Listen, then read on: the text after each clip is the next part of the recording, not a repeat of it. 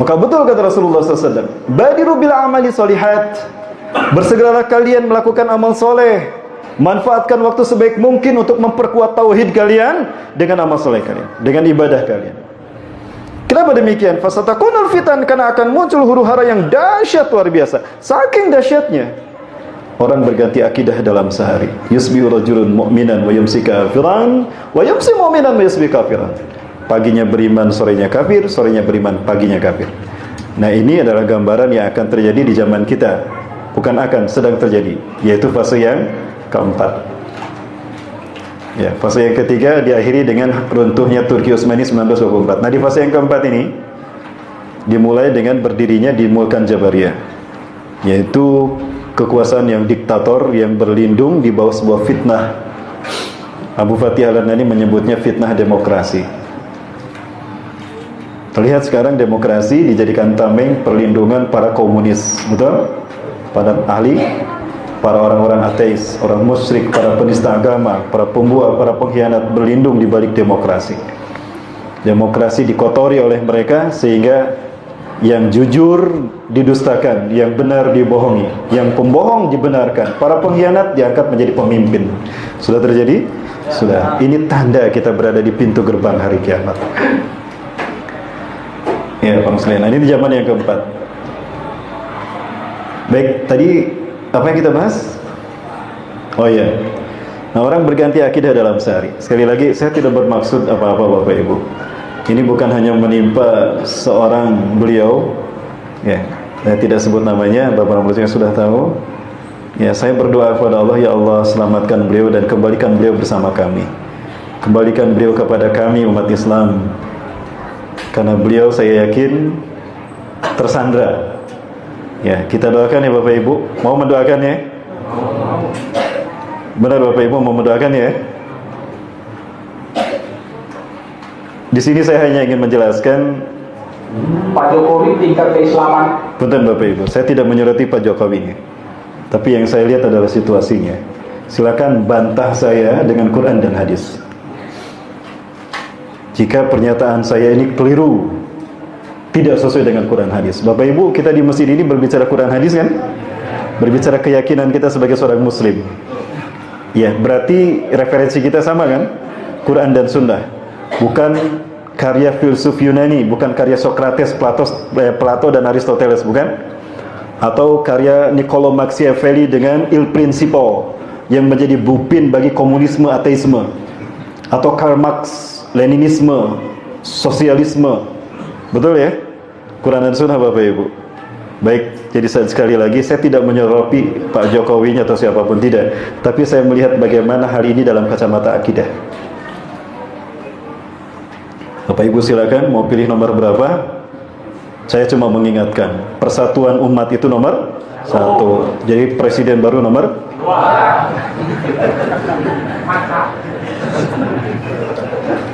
Pak Jokowi tingkat keislamannya diragukan atau bagus? Oh, bagus banget Pak, bagus banget.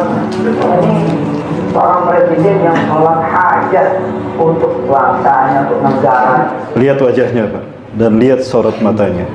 Apakah itu yang ada dalam hatinya yang sesungguhnya? Tidak. Itu salah satunya Pak Jokowi. Saya tahu banget loh, bener. Itu luar biasa.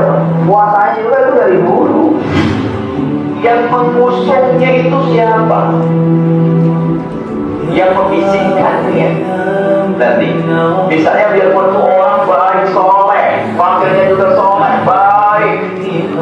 Tapi yang ngusung adalah kelompok gak bener, jangan dipilih. Kenapa? Bahaya itu nanti yang membisikkan, ini yang ngusung, yang angkatnya. Jangan sekali-kali mengatakan, oh dia orangnya baik, Masya Allah dan sebagainya. Kali-kali mengangkat dia baik, batal. Anda akan ikut andil di dalam menjerumuskan pemimpin tersebut dalam kehinaan. Silakan buka dalam kitab Tauhid Bapak Ibu, karya Syekh Sa'id Al-Qahtani, judulnya Al-Wala wal Bara, loyalitas dan anti loyalitas. Buku ini menjelaskan, mengurai secara detail arti la ilaha illallah dan bagaimana la ilallah diaplikasikan di zaman Rasulullah, maaf, di zaman para nabi, di zaman Rasulullah, dan di zaman kita hari ini. Salah satu dari bahasan buku tadi adalah hal yang sangat prinsip yang harus kita pegang teguh. Intisyarul kafirin wal musyrikin liqitalil mu'minin fahuwa kufrun mutlaqan. Menolong orang-orang kafir, menolong orang-orang musyrik dalam memerangi kaum muslimin, sadar ataupun tidak, kafir dia secara mutlak. Sekali lagi Bapak Ibu, silakan buka kitabnya. Sekarang sudah ada terjemahnya di Indonesia ini. Ya, ini udah dari dulu Bapak Ibu kajian kitab tauhid ini. Intisyarul kafirin wa intisyarul musyrikin liqitalil muslimin aw mu'minin fahuwa kufrun mutlaqan. Menolong orang-orang kafir, menolong orang-orang musyrik dalam memerangi kaum muslimin, kaum mukminin, itu kafir, sadar atau tidak. Bapak Ibu, terjadi tidak di tanah air kita? Jujur ya Bapak Ibu ya. Nah, ini Bapak sekalian. Ya. Ada cerita nih sampai kepada saya dan jamaahnya telepon, Ustaz gimana ya Ustaz saya? Kenapa Ibu? Nah jadi kieu Ustaz teh, kunaon? Nya balik di Jakarta siga kieu ya. Jakarta mana Bu nyata? Tong disebutkan istana negara namanya Bapak Ibu. Semuanya cerita, wajib kita memiliki pemimpin yang baik untuk bangsa kita. Betul. Ciri-cirinya dijelaskan, Qur'annya jelaskan, hadisnya jelaskan, luar biasa. Habis kuliah subuh, pagi langsung berangkat ke Jakarta, diundang kan. Ketika sampai di sana tanda tangan, dikasih map, di dalam map ada amplop, kandal luar biasa amplopnya. Begitu dibuka amplopnya 15 juta. Ah, ini baru datang, nggak ceramah nggak apa, cuma datang doang, dikasih 15 juta. Saya ceramah seharian nggak dapat 15 juta kata dia. Begitu kagum kepada isi amplop tadi, Allah dan Rasulnya hilang, jinnya masuk ke dalam tubuh. Ingat Pak, ada jinnya. Saya yakin ada jinnya. Buktinya, sorenya pulang. Jadi ngaco, istrinya pun kaget. Cerita sama jamaah itu telepon saya. Ustaz gimana? Bla bla bla bla bla. Ruqyah Bu. Di ruqyah para sekalian. Balik deh tah sadar deh. Allahu Akbar. Ternyata jin pun ikut andil dalam pesta demokrasi tahun ini. Hati-hati Bapak Ibu. Betul apa kata Rasulullah? Paginya beriman, sorenya kafir. Sorenya beriman, paginya kafir. Ya bi'udinahu bi'aradi minat dunia. Menjual agamanya, menjual akidahnya demi harta dunia, demi pangkat, demi jabatan. Betul tidak Ibu? Salah apa yang saya katakan? Halo? Kayak jadi tegang gitu. Pak, apa saya terlalu pedas Pak? Baik, kenapa saya mengatakan ini? Bapak Ibu sekalian, Bapak Ibu, saya tanya dengan keyakinan saya. Tolong jawab dengan keyakinan Bapak Ibu. Terlepas siapa pilihan Bapak Ibu sekalian. Yang saya tahu Bapak Ibu yang hadir ke sini Muslim, betul? Yang saya tahu Bapak Ibu yang hadir ke sini mukmin, betul? Allahumma fasyhad, ya Allah, saksikan ya Allah. Aku yakin Engkau Maha mendengar ya Allah. Aku yakin Engkau Maha melihat ya Allah. Saksikan ya Allah. Baik Bapak Ibu sekalian, tolong jawab dengan jujur dengan apa yang ada dalam hati Bapak Ibu sekalian. Bapak Ibu ingin masuk surga? Ingin selamat nanti di padang mahsyar? Yang jawab sedikit, berarti peminatnya sedikit. Bapak Ibu ingin selamat nanti di padang mahsyar? Ingin mendapatkan syafaat Rasulullah nanti di padang mahsyar? Ingin masuk surga? Ingin kekal di dalam surga? Baik, hafal nama-nama surga? Jangan-jangan hafalan neraka. Baik Bapak Ibu, nih saya sampaikan hadis Rasulullah. Silakan buka di dalam Kitabul Fitan, An-Nihayah fil Fitan wal Malahim, karya Al-Hafiz Imam Ibnu Katsir rahimahullah, atau di dalam kitab karya Dr. Muhammad bin Abdurrahman Al-Arifi, Nihayatul Alam, Misteri Akhir Dunia. Rasulullah SAW bersabda, "Innahu satakunu ba'di umara." Sesungguhnya sepeninggalku akan banyak muncul pemimpin-pemimpin di tengah-tengah kalian. Sudah terjadi belum? Tuh, baligona banyak fotonya di pinggir-pinggir jalan. Sudah bermunculan? Nah, hati-hati kata Rasulullah. Man saddaqahum bikadzibihim. Barang siapa yang membenarkan perkataan dusta mereka, sudah jelas perkataannya dusta dibenarkan karena pengen mempertahankan pangkat dan jabatan, karena pengen mempertahankan gaji bulanan. Apa Apa saya terlalu keras Bapak Ibu? Sekali lagi ya kata Rasulullah. Man sadaqahum bikadzibihim. Barang siapa yang membenarkan perkataan dustanya, sudah jelas berkata dusta, dibenarkan. Dan karena menjadi sandera politik teh. Wa annahum ala zulmihim, dan menolong kebijakan zalimnya, sudah jelas kebijakannya zalim kepada rakyatnya. Tolong disebut umat Islam namanya, pasti dirugikan. Siapa yang membenarkan perkataan dusta pemimpinnya karena dunia dan menolong kebijakan zalimnya karena dunia, falaysa minni, dia bukan umatku, kata Rasulullah. Dia bukan umatku, diusir di padang mahsyar. Boro-boro mendapatkan syafaat, tidak diakui iman Islamnya. Coba pemimpin yang semacam itu, yang dibela, yang mereka bela, ketika Allah dan Rasulnya mengusirnya, bisa menyelamatkannya? Tidak. Silakan kaji surat Al-Baqarah ayat 165 sampai 4 ayat sesudahnya. Ngeri itu Bapak Ibu. Nanti pemimpin yang diusung, yang dibangga-banggakan di dunia, ketika sadar mereka telah sesat dan menyesatkan, nanti akan saling melepaskan diri. Aku tidak kenal, aku tim sukses kamu, aku nggak kenal sama kamu. Fataqatta'at bihimul asbab. Maka putus segala hubungan antara mereka, seolah-olah tidak pernah terjalin pertemuan antara mereka. Terjadi pertemuan antara mereka. Diusir sama Rasulullah. Falaysa minni walastu minhu, dan aku bukan bagian darinya. Walaysa biwarudin alayal hauda, dan dia tidak akan menikmati telaga mahsyarku. Allahu Akbar. Bapak Ibu, Rasulullah SAW menyebutkan yusyarun nasu fil mahsyari hufatan uratan gullan. Manusia di padang mahsyar akan digiring selama 50.000 tahun, yang satu harinya 1000 tahun di dunia. Wa kana miqdaru yaumika alfasanatin mimma ta'uddun. Satu hari di padang mahsyar 1000 tahun yang kalian hitung. Dalam kondisi apa? Satu hufatan tanpa alas kaki. Alas kaki kita sama nanti di sana, mereknya nyeker men. Uratan telanjang bulat tanpa pakaian. Gurlan tanpa dihitan, dibungkus deui tah, cangkangan deui tah untuk laki-laki. Wa yata'allaquna bi'udukihim, dan mereka bercucuran keringat. Ada yang sampai kedua mata kakinya, ada yang sampai mata kaki, ada yang sampai lututnya, ada yang sampai pusarnya, bahkan ada yang mereka tenggelam dengan keringatnya. Wa minhum man ijamul iljaman bil uruqi iljaman. Nah, kata Rasulullah, inna likulli nabiyyin wa rasulin haudun fil mahsyari alladhi yusamma bi asma'ihim.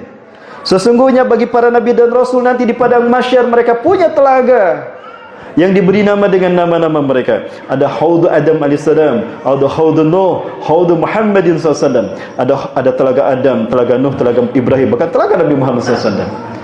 Rasulullah bersabda, innakum satariduna, kalian semua hai umatku akan sampai nanti ke telagaku.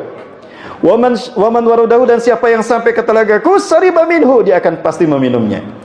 Waman syariba minhu, dan siapa yang berhasil meminum air telagaku nanti di padang mahsyar, walau zamatan minal ma', walaupun hanya seteguk, lam yazma abadan hatta yadkhulal jannah, tidak akan haus selamanya sampai dia masuk ke dalam surga. Artinya, siapapun yang berhasil sampai ke telaga itu dan berhasil meminumnya walau seteguk, dijamin masuk surga.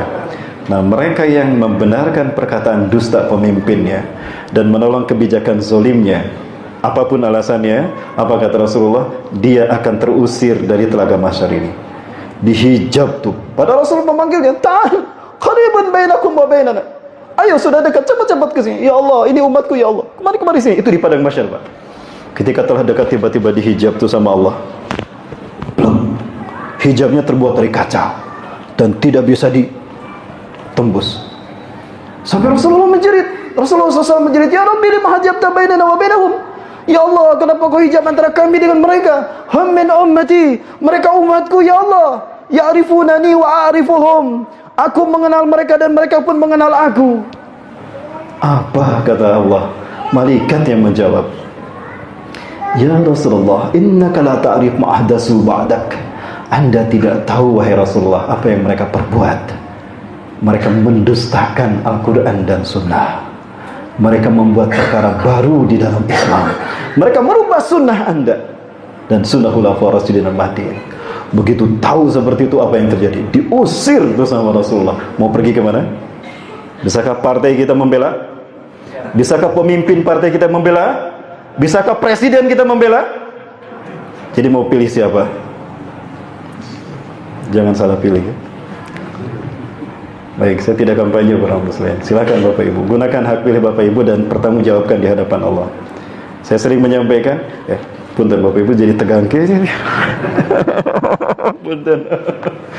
Ya, Bapak Ibu bicara akhir zaman itu kan menegangkan Bapak Ibu ya, luar biasa. Bapak Ibu, saya sering menyampaikan, seumur hidup saya belum pernah mencoblos Bapak Ibu. Karena saya yakin Islam ini ya'lu wa la yu'la alaih. Islam berada di atas segala-galanya. Islam bukan subordinasi sistem apapun. Islam tidak di bawah demokrasi. Islam tidak di bawah negara. Islam itu ada ya'lu wa la yu'la, karena sistem hidup. Para nabi itu bukan penguasa tapi pengembala umat. Lastu bimulkin, kata Rasulullah. Aku bukan raja. Engkaulah rajanya, kata Rasulullah pada Raja Najasyi. Aku ini pengembala umat agar mereka bertakwa kepada Allah, agar mereka beriman pada Allah. Cuma itu. Nah, kalau sekalian yang batal, sampai mana tadi? Mohon maaf jadi tegang begini. Baik. Saya nggak pernah nyoblos Bapak Ibu. Silakan tanyakan istri saya. Karena Islam ini mengatur, apalagi memilih pemimpin. Masuk WC saja diatur kan? Masuk WC kaki apa Bapak Ibu? Kaki kiri. Betul, kaki kiri. Kuning saya lihat kemarin kaki kanan. Ada doanya tidak? Keluar WC kaki kiri apa kaki kanan? Ada doanya. Masuk masjid kaki? Ada doanya. Keluar masjid kaki? Ada doanya. Masuk TPS kaki? Kaki apa Bapak Ibu? Dua-duanya? Atau siga pampir dua-duanya Bang? Ya. Tapi tahun ini saya nyoblos Bapak Ibu. Allahu Akbar. Oh iya kan. Mesti pajarkan pambanya kan. Tahun ini saya nyoblos, silakan. Istri saya perintahkan nyoblos. Anak saya dua-duanya yang sudah 17 tahun ke atas, saya setuju nyoblos juga. Kenapa? Ketika Rasulullah berdakwah, punten kayaknya saya menegaskan kembali di sini kan, biasa kan? Kan biasa kan? Ada yang pernah mendengarkan di sini kan? Punten saya jelaskan lagi. Ini saja satu saja perlu. Banyak alasannya. Dan teman-teman saya yang dari daulah mudah-mudahan mendengarkan saya. Dan ini alasan saya yang bisa saya siap pertanggungjawabkan di hadapan Allah. Satu saja hadis Rasulullah. Inna Allah azza wa jalla la yu'adzabul 'ammata bi'amalil khasah. Sesungguhnya Allah tidak akan menyiksa satu kaum hanya karena kemaksiatan segelintir orang saja. Jika yang mungkar dan zalimnya hanya beberapa orang saja, nggak mungkin satu bangsa dihancam oleh Allah. Nggak mungkin tuh azab bertubi-tubi, apapun bentuknya. Mau tsunami kah, mau likuifaksi kah, mau banjir lah, mau rongsor lah, mau gempa kah. Allah nggak pernah menghabiskan dengan itu semua satu kaum, satu bangsa. Kalau yang zalimnya hanya segelintir orang. Hatta yarawul munkara baina zahranaihim, sampai mereka melihat kemungkaran ada di depan mereka. Ini ada kemungkaran di depan kita nih. Ada orang mau melubangi perahu yang namanya NKRI. Sebut sajalah PKI ingin melubangi perahu NKRI. Wahum qadiruna yungkiruh. Mereka mampu mencegah kemungkaran itu dengan satu langkah mudah. Fala yungkiruh, tapi mereka tidak mengingkarinya. Dibiarkan saja. Biarkan, yang penting dakwah. Biarkan, yang penting tarbiyah. Mau dakwah gimana kalau perahunya tenggelam? Mau tarbiyah gimana kalau perahunya tenggelam? Betul? Mereka mampu merubahnya tapi diam saja. Akibatnya apa? Adzabahullahu al-khassata wal amma. Maka Allah akan menyiksa yang berbuat mungkar dan satu kaum yang membiarkannya. Lihat di Lombok, lihat di Palu, lihat di Bogor, lihat di mana lagi? Yang menjadi korban bukan hanya orang yang berbuat dosa, yang soleh pun ikut meninggal dunia. Betul? Bahkan mereka sedang sholat di masjid kan? Ikut hancur masjidnya karena masjid hanya untuk sholat saja, tapi tidak beramar ma'ruf nahi munkar di luar masjid. Karena sholat berfungsi tanha anil fahsya'i wal munkar, tidak diamalkan itu fungsi sholat. Maka habislah satu kaum tadi, habislah satu bangsa tadi. Dan saya tidak mau Indonesia ini hancur karena kita membiarkan kemungkaran ada di depan kita. Ada kemungkaran di depan kita? Jelas kemungkarannya? Mau merubahnya? Pastikan rubah tanggal 17 nanti. Salah tidak saya mengatakan? Tidak, Bapak sekalian? Tidak subversif, tidak. Loh, saya dari tadi berbicara Quran sunnah ya perambah Allah. Betul? Baik, Bapak sekalian, berarti Allah. Peristiwa demi peristiwa inilah yang akan membuat kita akan melihat bahwa iman dan Islam bukan milik kiai, iman dan Islam bukan milik ustadz, tapi iman dan Islam milik siapapun yang ikhlas untuk beribadah kepada Allah, ikhlas mengamalkan Quran dan Sunnah. Walaupun lahiriahnya kita melihat jauh dari pi ustadzan, bahkan jauh dari pi Islaman, tapi kalau hatinya ikhlas, bisa jadi dia mengalahkan hatinya kiai yang bisa dibeli dengan dunia. Contoh lain Bapak Ibu, saya luar biasa kagumnya. Orang ini sering saya lihat di Gede Bage, di Ujung Berung ya. Itu beberapa kali saya lihat. Kemudian di mana lagi? Di Cicadas. Orang ini saya pernah melihatnya, Bapak Pramba Allah. Ada tongeret Pak. Wah, ini ada provokator. Di mana? Nah, kita tunjuk ke negara apa, ke agama? Agama. Kenapa alasan agama? Karena Indonesia. Kan kita lahir di Indonesia. Kita jadi karena kita beragama karena agama. Kalau agama, negara terdidik sama agama. Hancur. Kalau nggak dididik, kalau negara tidak dididik dengan agama hancur. Hancur, benar. Ayo. Karena apa? Tauhid. Karena pondasi. Pondasi paling kokoh. Paling bawah. Pondasi paling bawah. Pondasinya kuat atau dihantam tetap aja kokoh ya. Pondasi ada enggak? Enggak. Karena tauhidnya kuat. Karena apa? Ya pondasi ditanam di sana. Kita ada apa? Dari tanah. Makan padi ditanam dari apa? Ditanam di tanah.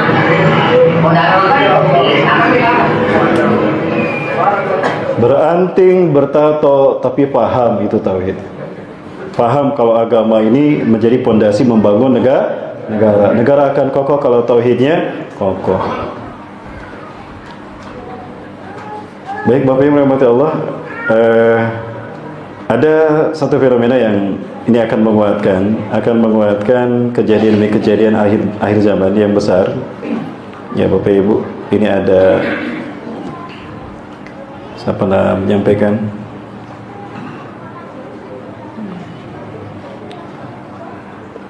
kan yang ini.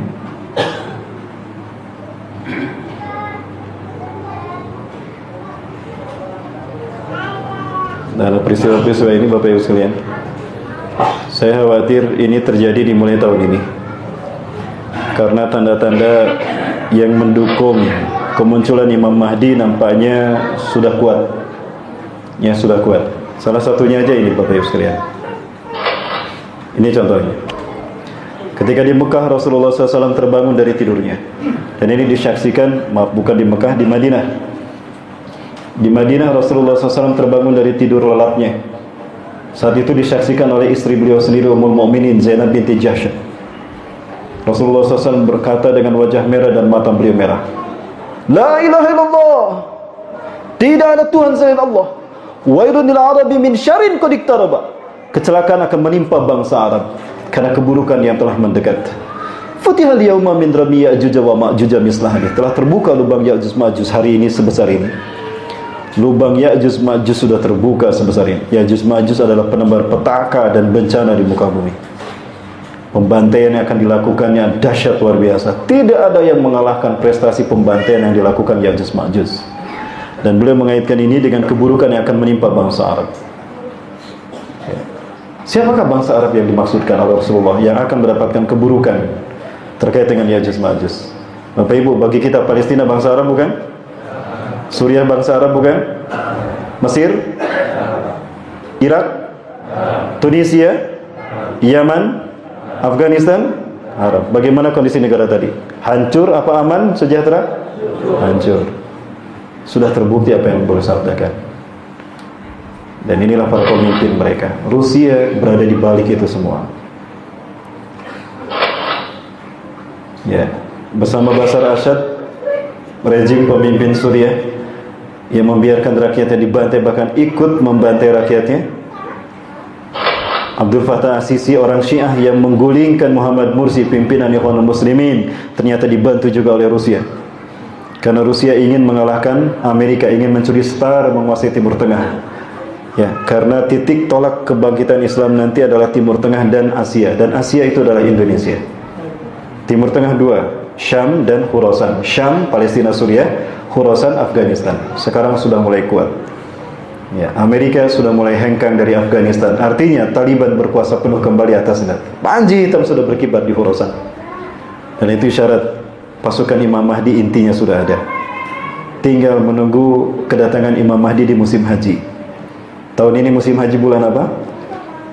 Agustus. Agustus pengumuman pemilu sudah ada? Kebayang kalau nomor 1 menang bagaimana? Kalau nomor 2 menang bagaimana? Bisa dibayangkan? Bayangannya baik apa buruk?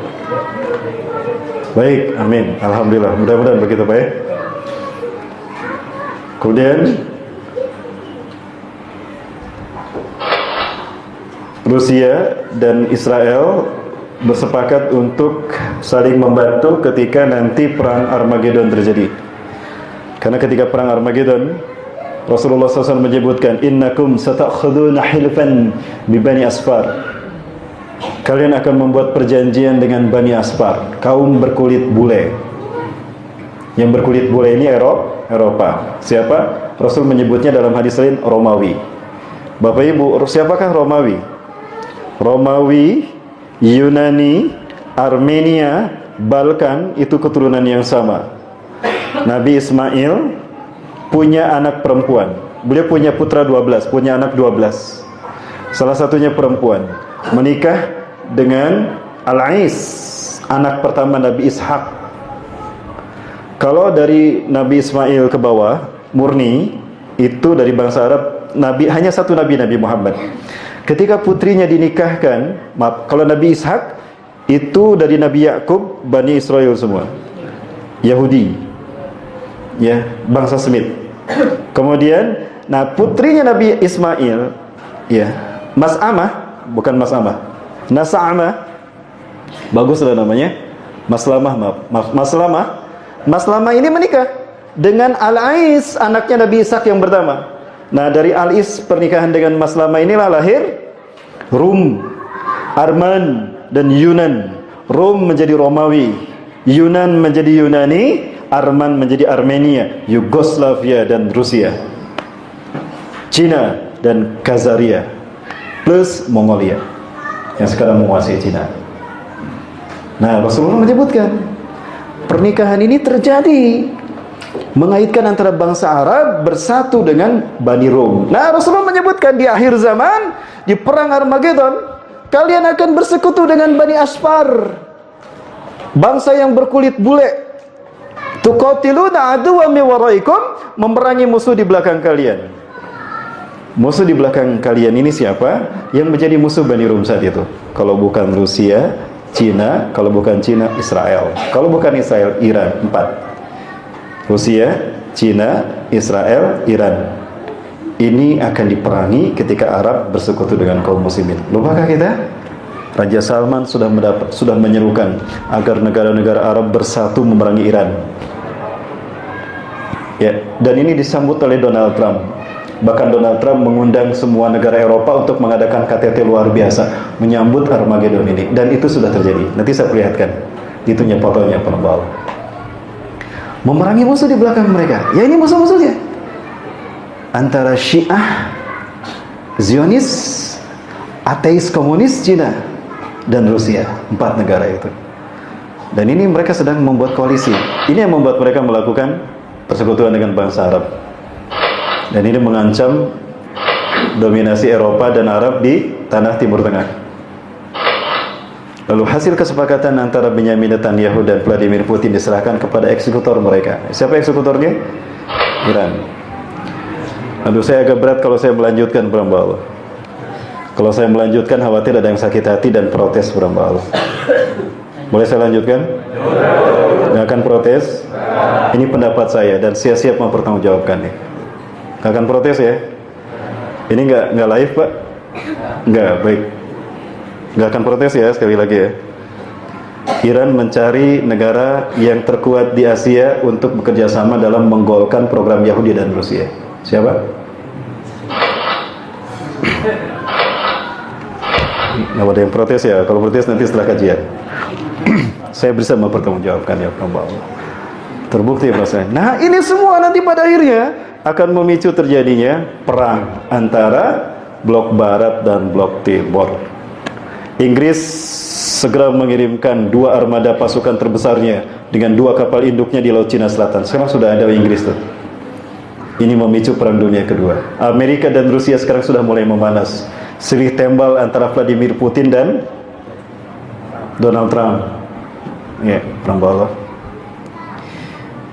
Ini yang disebut dengan huru-hara akhir zaman. Dan saya khawatir ini adalah Armageddon, Bapak Ibu.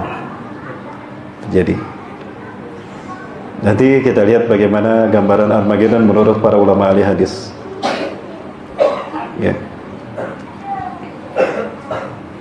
Ini sesuatu yang membuat hati kita sakit pada Allah. Raja Salman datang ke Cina dan memberikan dukungan kepada Xi Jinping, ya, Presiden Cina, dan menyetujui kamp konsentrasi Muslim Uighur. Ini menyakiti hati kaum muslimin, dan ini diprotes oleh pimpinan MAPIM dari Malaysia, bahwa perbuatan Raja MBS Putra Mahkota, MBS ini, Pangeran MBS ini menyakiti hati umat Islam seluruh dunia. Dan dia pun membuat marah sang ayah, sehingga makin meruncing tuh hubungan antara ayah dan anak. Lupakah kita? Ciri-ciri Imam Mahdi akan datang apabila matinya seorang raja, seorang khalifah di tanah Arab. Yaktatilu salasatun 'inda kanzikum. Akan berperang 3 orang anak laki-laki di sisi pemberanan kalian setelah wafatnya seorang raja. Rasul menyebutkan khalifah bermakna raja karena di zaman itu para ulama ahli hadis sepakat tidak ada raja, tidak ada khalifah. Yang ada adalah raja. Mereka berperang, berebut kekuasaan. Fala yasiru ila wahidin minhum, tapi kekuasaan tidak berhasil mereka dapatkan. Sampai datang pasukan dari timur, kata Rasulullah. Rasulullah berdiri di Madinah. Sampai datang pasukan dari timur. Timur yang dimaksudkan mana? 2, antara Khurasan. Tapi saya kira Khurasan bukan timur. Rasulullah maksudnya menyebutnya Khurasan, ya Khurasan. Timur ini ada kemungkinan adalah Indonesia. Insya Allah ya Pak Indonesia. Insya Allah. Makanya nanti kita akan diuji oleh Allah kesungguhan kita untuk menjadi negara pemimpin kebangkitan Islam. Karena tinggal Indonesia yang belum dipilih Allah, ya para Allah. Silakan lihat dalam sejarah. Tinggal Indonesia dari negara Islam yang belum Allah pilih untuk memimpin kebangkitan Islam. Dan ini dikatakan oleh para pemimpin Timur Tengah. Salah satunya Dr. Abu Bakar Al-Awawidah. Beliau wakil ketua Rabita Ulama Palestina. Ketika diundang ke Jogokarian, sholat subuh berjamaah di bulan Ramadan tahun 2016. Saya tidak bisa hadir karena walaupun saya diundang, saya tidak bisa hadir. Saya sampaikan ke Ustaz Salim Hafillah, Ustaz, saya titip salam dan titip pertanyaan saya ketika bertemu di Bio Farma Bandung. Ustaz, saya titip pertanyaan saya, apa arti merah putih dalam hadis Rasulullah menurut beliau? Apa jawaban dari Dr. Abu Bakar Al-Awabidah? Walaupun beliau buta karena disiksa oleh Israel dalam penjara yang kejam, beliau berkata begini, ala kulli biladil muslimin alladzina yaqbaluna al-islam dinahum antum ya Indonesia lam yakhtarukumullah liqiyami hadzal din fi akhir zaman qabla sa'ah. Dari semua negara yang menerima Islam sebagai agamanya, dari seluruh bangsa di muka bumi ini yang menerima Islam sebagai agamanya, tinggal kalian hai Indonesia yang belum Allah pilih untuk memimpin kebangkitan Islam sebelum hari kiamat. Allahu Akbar. Maka petunjuk mempersiapkan dan ini isyarat Rasulullah pemuda. Ya, maka orang tua tolong dukung kami. Kami siap membentengi NKRI, membentengi NKRI dengan kalimat tauhid walaupun harus dengan darah-darah kami bahkan dengan nyawa kami. Betul para pemuda? Betul. Ini banyak para pemudanya kan? Ini tujuan kami. Kenapa kami memilih tempat untuk belajar? Sebelum kami nanti hijrah ke bumi Syam, kita ingin belajar membersihkan diri kami di Indonesia. Karena kami yakin pintu surga tidak lama lagi akan dibukakan di tanah merah putih ini. Betul? Yakin? Mudah-mudahan 2019 ini pintu surga bisa dibukakan. Silakan daftar sama malaikat Israel. Baik. Para Allah, kemarahan demi kemarahan dari rakyat Arab kepada rejim Saudi ini makin menguat. Setelah bangsa Arab, rakyat Arab sebetulnya sudah tahu pada tahun 1967. Boleh saya ke papan tulis Bapak Ibu? Ininya sampai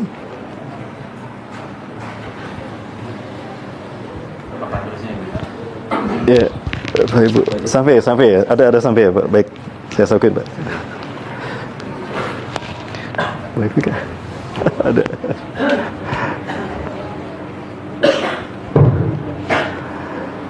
Baik, Bapak Ibu rahmati Allah.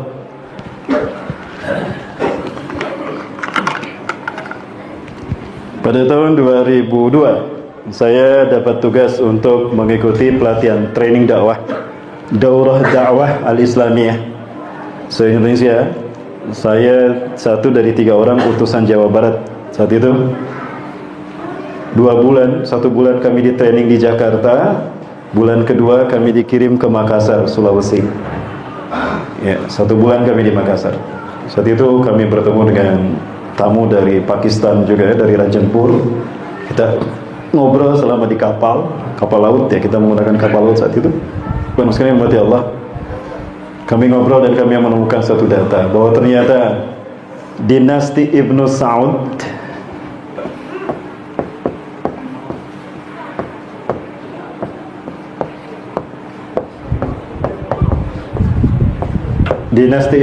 yang sekarang berkuasa di Saudi Arabia, di Najd, itu bukan keturunan Arab. Sama sekali bukan keturunan Arab. Tetapi itu adalah keturunan Yahudi Irak. Dan ini diakui oleh Raja Faisal tahun 1967. Ya. Saya perlihatkan. Bapak Ibu bisa mendapatkan penjelasannya, silakan buka buku Muhammad Abu Eza.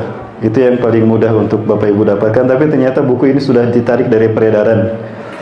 Kenapa? Karena Ustadz RB selalu membahasnya. Ya, dulu ada banyak di Gramedia, sekarang sudah tidak ada. Bapak Ibu sudah tidak ada di Gramedia. Kalau ada yang tahu di Buah Batu silakan. Judulnya apa Pak Ustadz? Simbol-simbol Illuminati di Tanah Suci Mekah, di Tanah Haram. Simbol-simbol Illuminati di Tanah Haram. Silakan judul. Penulisnya Muhammad Abu Eza yang lama tinggal di Timur Tengah. Bukan hanya 1-2 Pak, orang yang baru pulang dari Arab ngobrol sama saya betapa hancurnya politik Islam di Tanah Arab. Dan Cina sekarang sudah merajalela. Lihat Jeddah tuh. Ada Cina Town Pak di Jeddah Pak. Itu berpengaruh. Dan Dubai itu sudah di tangan Cina sekarang.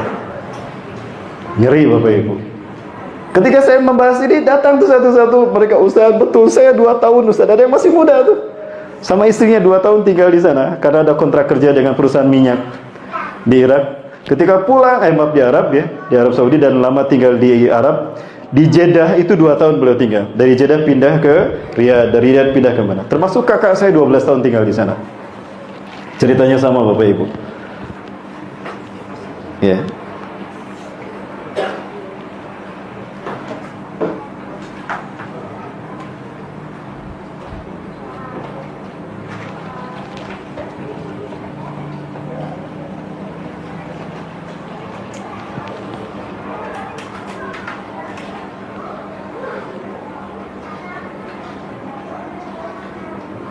Okay. Tahun 1960-an, saya lupa lagi 65 apa 67, Raja Faisal ceramah. Dan ini dimuat di The Washington Post, dan Raja Faisal ceramah. Sesungguhnya kami bangga menjadi komunitas kecil Yahudi yang berada di tanah Arab. Bayangkan. Ya, sesungguhnya kami bangga menjadi komunitas kecil Yahudi yang berada di tanah Arab karena kami adalah keturunan bangsa Yahudi yang ada di Arab. Tuh, kata Raja Faisal. Dan ini dimuat di Washington Post. Nah, siapakah dia? Ini bukan Faisal ya. Dia bernama Mordakai bin Ibrahim bin Mose. Dia ini orang Yahudi yang berada di Irak. Dia saudagar kaya raya, dan dia penjual biji-bijian, kacang-kacangan. Kalau kita datang ke Tanah Suci Mekah pulang umroh kan bawa kacang-kacangan ya Bapak. Nah itu dari Irak dulunya. Nah yang biasa belanja orang Irak tuh ke sana. Orang Arab tuh belanja ke sana untuk berdagang ketika musim haji. Salah satunya yang datang ke sana adalah suku Anza. Nah suku Anza ini datang belanja ke toko kacang-kacangannya, kepada tokonya. Ditanya, kalian dari mana? Kami dari suku Anja. Dari suku Anja, dirangkul tuh pimpinan kafilahnya. Aku juga keturunan suku Anza, kita bersaudara. Oh, dirangkul. Oh, betul. Kami bangga ketemu dengan saudara kami di luar negeri, di Irak. Padahal dia orang Yahudi, padahal dia bohong. Intinya maksudnya, ya, dia berhasil mengelabui orang-orang Anza. Ketika suku Anza ini pulang dari Irak ke Mekah, dia ikut karena sudah diakui sebagai bagian suku Anja. Tinggallah di Al-Qasimi. Tinggal di Al-Qasimi. Di Al-Qasimi dia ketahuan oleh Syekh Al-Qasimi. Di Al-Qasim tinggal Syekh Al-Qasimi. Ya, Allah yarham. Itu mengetahui dia bukan orang Arab. Hati-hati, dia orang Yahudi. Kehebatan penciuman dan naluri keislaman, ketauhidan dari Syekh Al-Qasimi mampu mencium kalau Mordekai ini bukan orang Arab. Apa yang terjadi kemudian? Dia tahu, tercium oleh Syekh Al-Qasimi kalau dia bukan orang Arab. Pinternya Mordekai, dia melakukan provokasi kepada para preman di sana. Maka dengan waktu singkat Syekh Al-Qasimi berhasil dibantai. Dibayar tuh para pembantainya. Maka dia pindah ke Al-Ihsa.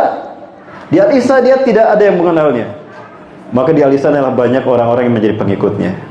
Namun ketika dia bertemu dengan, ketika dia ke Diriyah, nah di Diriyah dia bertemu dengan sekelompok ulama-ulama muda yang paham juga kalau dia telah membunuh Al-Qasimi, karena Al-Qasimi menyebutkan dia bukan orang Arab tapi orang Yahudi.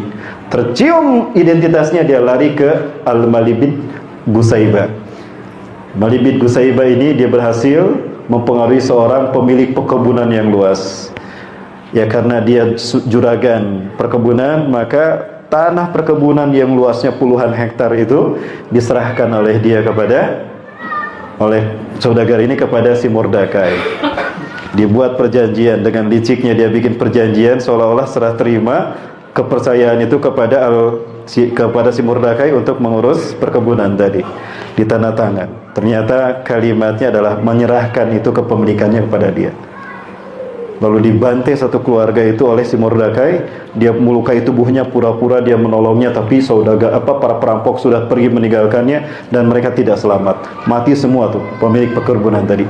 Maka warisan itu jatuh kepada dia dengan kelicikannya. Dan apa yang terjadi para sekalian? Maka dia berkuasa di sini dan kemudian dirubah namanya menjadi Riyadh. Nah, di Riyadh inilah dia menikah dengan wanita-wanita Arab. Maka melahirkan keturunan demi keturunannya. Ya, Pak sekalian, Mordekai menikah dengan wanita-wanita Arab. Bukan hanya satu, Pak, istrinya, banyak. Salah satu dari mereka melahirkan anak-anak yang diberi nama-nama Arab. Mukrin bin Abdullah, dia mengganti namanya dengan Abdullah. Mukrin inilah yang melahirkan Abdurrahman bin Abdurrahman. Ya. Bukan Abdullah, Abdul Aziz. Mordekai ganti nama menjadi Abdul Aziz. Maaf, betul, Mukrin bin Abdullah.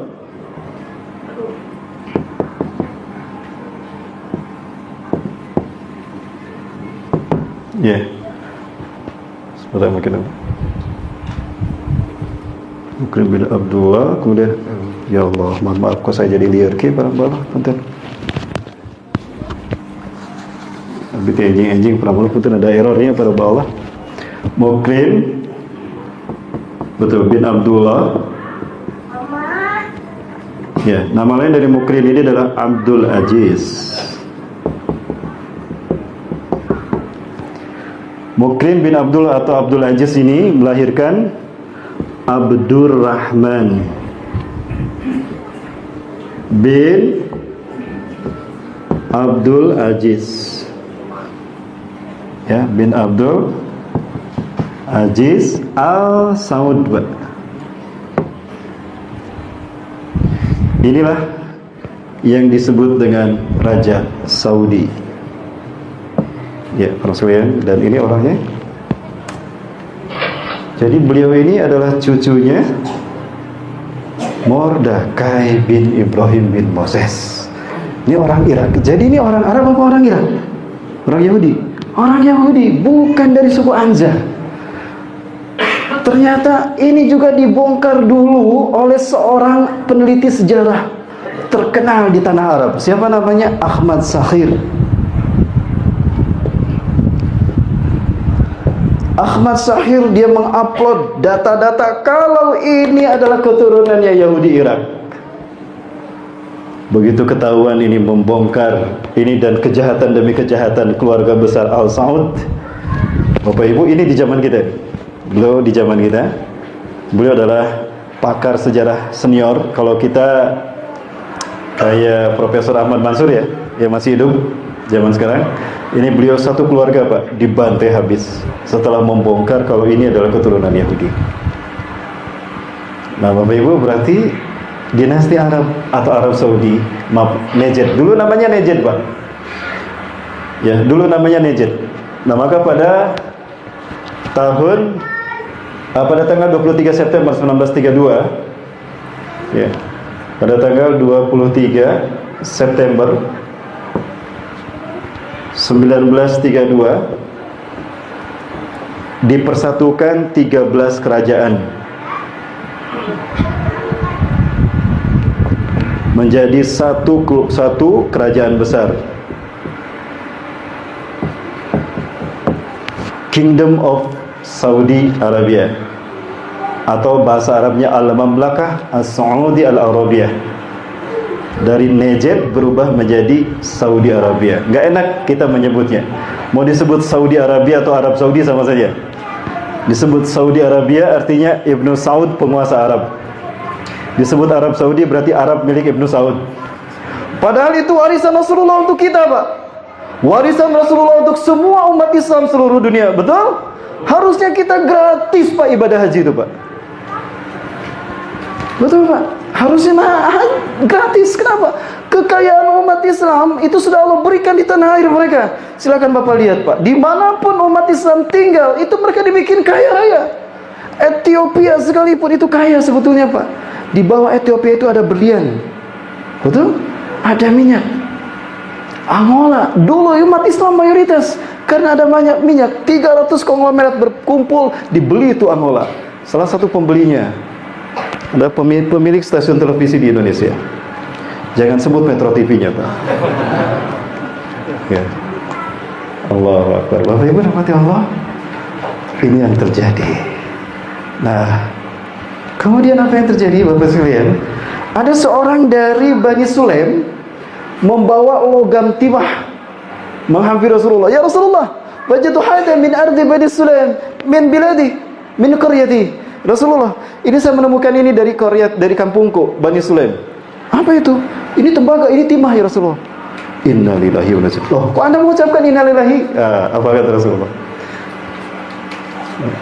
Sayuzharul ma'adinu fi ardi Bani Sulaim, kata Rasulullah. Fi akhir zaman, ini tanda-tanda hari kiamat dan kehancuran Ibnu Saud.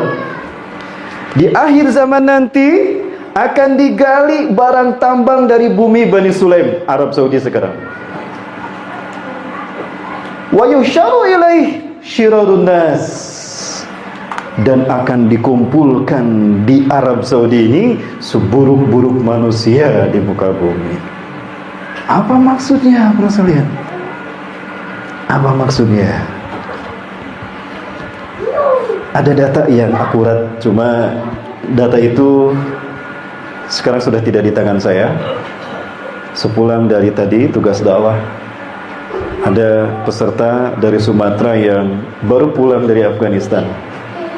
Baru pulang dari Afghanistan itu membawa CD. CD-nya kita tonton. Luar biasa Pak. CD-nya itu wah luar biasa. Inilah CD yang ditakuti oleh Densus 88. CD yang ditakuti oleh BIN. Terutama Pak Hendro Priyono takut dengan CD. Makanya beliau menulis buku Khilafah versus Pancasila versus Khilafah. Betul? Seolah-olah dipertentangkan antara Pancasila dengan Islam. Ya, itu fitnah, Pak. Demi Allah, saya sebagai umat Islam akan menuntut dia di hadapan Allah nanti di yaumul mahsyar, di yaumuddin. Ya Allah, dia adalah orang yang telah mengikuti jejak Mustafa Kemal, dia telah memfitnah kalau khilafah adalah ancaman umat manusia di dunia. Betul? Ganti, hapus ayat Quran tuh, surat Asy-Syura ayat ke-13. Dan hapus surat An-Nur ayat ke-55. Berani tidak Profesor Hendro Priyono? Aduh, saya sebut namanya. Punten Bapak Ibu, keceletot saya. Bapak Ibu sekalian, punten, ini saya menyampaikan ini, saya tidak mau membuat samar-samar Bapak Ibu, karena ini fitnah di tengah-tengah kita, dan kita harus meluruskannya. Ancamannya neraka. Mustafa Kemal itu jasadnya tidak diterima di Turki. Dikuburkan tuh, besoknya muncul lagi jasadnya di atas. Bumi menolak, jasadnya ditelan di dalam. Bau busuk tersurat daripada jasadnya. Belum mati aja sudah busuk, Pak. Apalagi ketika mati. Penjaganya bilang kepada mufti Turki saat itu jasadnya Kangjeng Pangeran muncul lagi, dikubur lagi, Pak. Di situ dihalangi dengan besi, dicor besinya. Besoknya muncul lagi di atas, dan bau busuknya tidak kuat menyengat. Sampai orang itu pakai oksigen tuh. Saking tidak kuat, petugasnya tuh pakai oksigen. Ya akhirnya bagaimana Bapak Ibu sekalian? Ya akhirnya ini disimpannya tidak di bumi, tapi di atas gunung. Itu ada museum. Ya, di atas museum, di museum itulah disimpan jasadnya. Itu tidak ditanam di tanah, tidak, tapi dibikin marmer, hanya nempel di atas marmer tadi, dan disatukan marmernya dengan marmer yang menjadi peti jenazahnya. Jadi bumi tidak ada yang berimbang. Nah, sekarang ternyata ada yang berminat untuk mengikuti jejak Mustafa Kemal. Saya doakan siapapun yang anti khilafah, pengusilan padahal itu syariat Allah, silakan. Kalau khilafah ini bukan syariat Allah, buka Quran surat Al-Maidah, surat An-Nur ayat 55, dan surat Al-Baqarah ayat 30. Kemudian surat apa lagi? Surat Asy-Syura ayat 13. Betul apa yang dikatakan Allah. Kabura 'alal musyrikin ma tad'uhum ilaih. Amat berat wahai Muhammad, dirasakan oleh orang-orang musyrik agama yang kamu dakwahkan ini. Jadi agama yang didakwakan Rasulullah itu terasa berat hanya oleh orang musyrik.